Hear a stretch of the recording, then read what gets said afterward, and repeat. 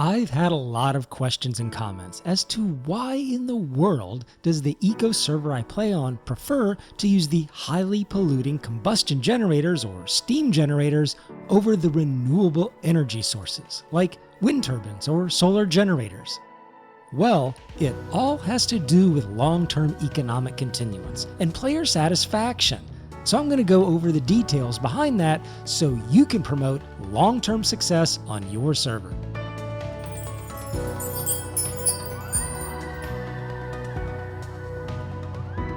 So let me start this discussion with the renewables, whose production is controlled by the government on this server, and it's to limit how many are available in the world. For the wind turbines and solar generators, once they're created, they produce a never-ending supply of electricity without the need to supply them with any additional materials. In a way, this is great and are actually an essential part of this whole power generation scheme that also uses the combustion generators and steam engines. In terms of power output, the wind turbines and solar generators put out 1,000 and 750 kilowatts, respectively. The steam generators also produce 1,000 kilowatts, but the combustion generators put out a whopping 3,000 kilowatts.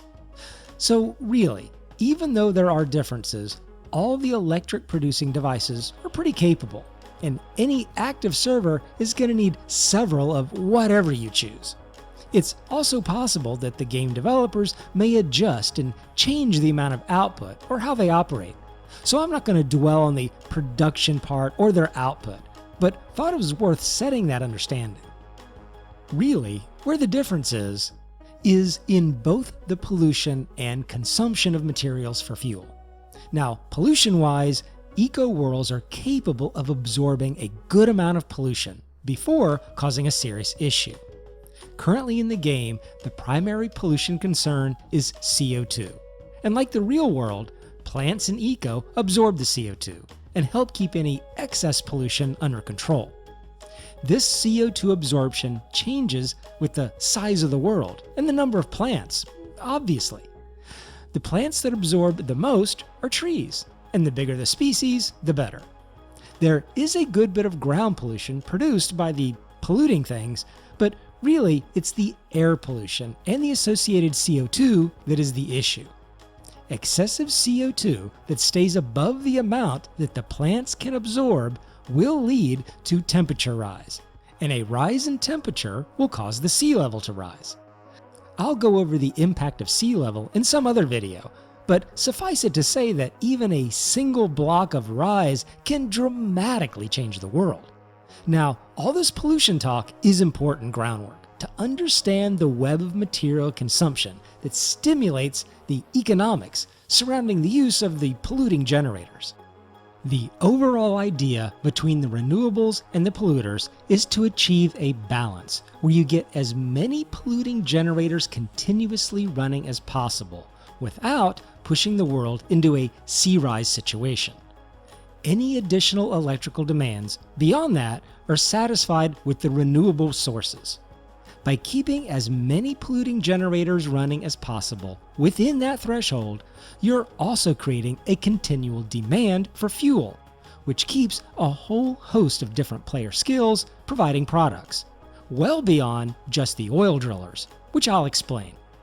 Now, I'm not going to hit every little nuance in the contribution of skills to the end product, but let's work backwards from the combustion generator and its fuel. The combustion generator can run on petroleum gasoline or biodiesel. Now, the gasoline product can be produced easily enough by the oil driller by pumping the raw petroleum and turning it into gasoline, which also uses some iron in the process of making barrels.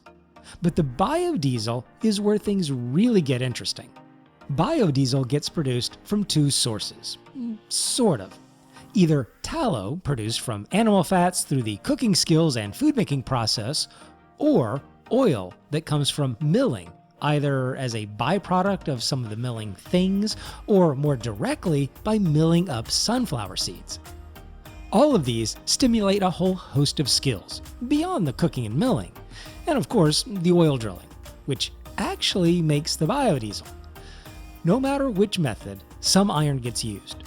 which uses the miners to crush and transform the mined ore into iron ore concentrate, and the smelters to turn that into iron bars that the driller uses to make his barrels.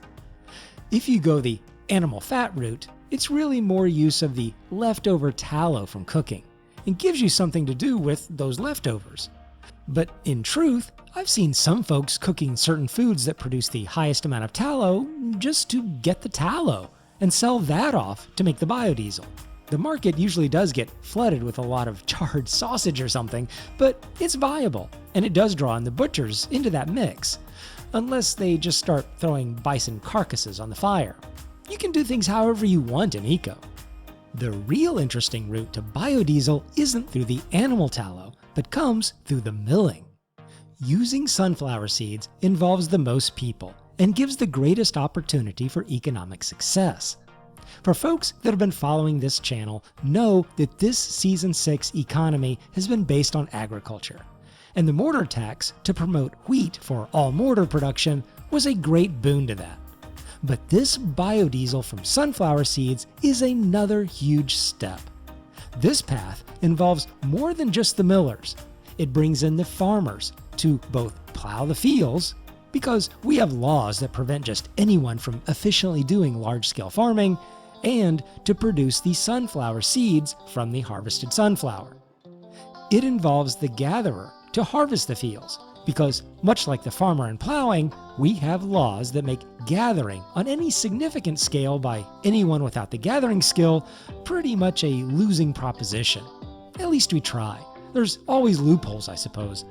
And lastly, all that sunflower growing draws in the fertilizer folks, due to the almost daily harvesting of fields. Now remember what I talked about at the beginning. The government limits the renewable energy sources to only what's absolutely necessary